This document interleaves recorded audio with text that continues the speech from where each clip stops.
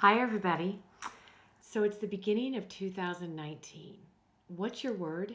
Have you chosen a word? And I mean, it doesn't need to be a phrase, but just a word that embodies what you want this year to be for and to be about.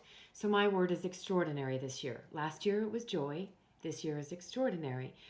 What's your word? Because as I said to you about a month ago, throw out the New Year's resolutions. I mean, really?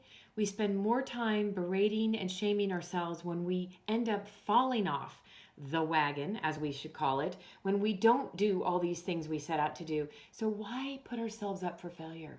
Instead, let's celebrate who you embody and want to become more of this year. You were given gifts and your brilliance needs to shine. So, what can you do starting today and tomorrow to truly embody what you want this year to look like for you? And my word is extraordinary. So, if you want that word, have it. What's extraordinary for you? I don't know what that looks like. Only you know. But what I can tell you, for me, extraordinary is starting off with the four most important things in my life, one being my spiritual quest. For all of you that know me, spirituality is the number one most important thing for me. So spirituality, then emotional, then physical, and then mental. And this year, it really is the beginning of my spiritual quest called Blessed. And it's time. I am so firmly passionate about the quality of our spirit that we choose to live by. And you know, every human being has a spirit. We all have a soul. So, what are you doing to live to your soul's highest calling? And I'm not saying it's easy because I'm going to tell you be careful what you pray for. Be careful what you pray and wish for because, as powerful as it is, it comes to fruition. And let me tell you what just happened to me.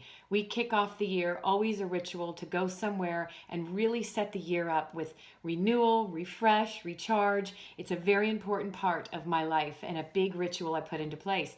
So just coming home from doing that, and one of the things that was really a big part of this recharge and reset was to continue. I have to continue to work on this for myself. So I beg you to do this if this is something you battle with.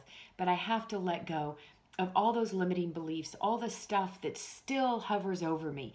So my big challenge to myself was to really release and let go of all toxins in my life. And I mean, that's stuff around me, that's people in my life, that's everything from thoughts to surroundings.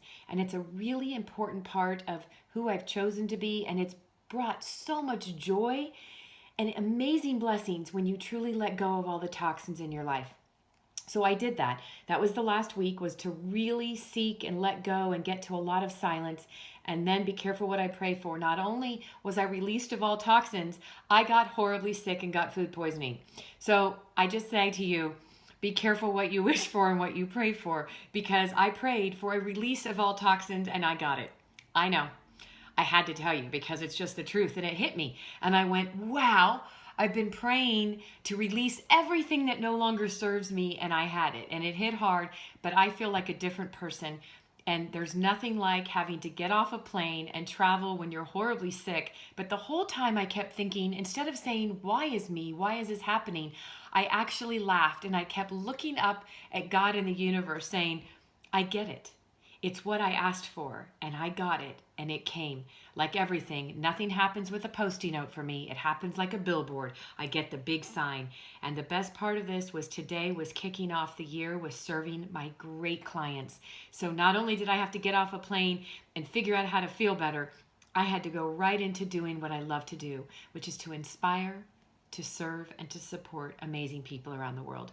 So I'm choosing to be extraordinary and be ready for what that can bring in your life. And I don't know what silence is like for you, but the next piece on the series I'm going to do is really about silence is the nectar for your soul. Because you see, my friends, we spend way too much time being way too busy that we don't have time to listen to our soul. And your soul is screaming for your attention.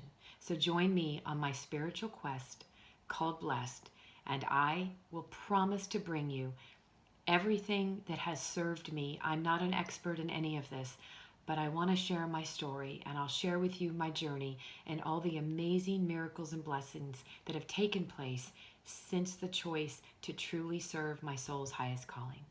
So have a wonderful day and a blessed week. Bye.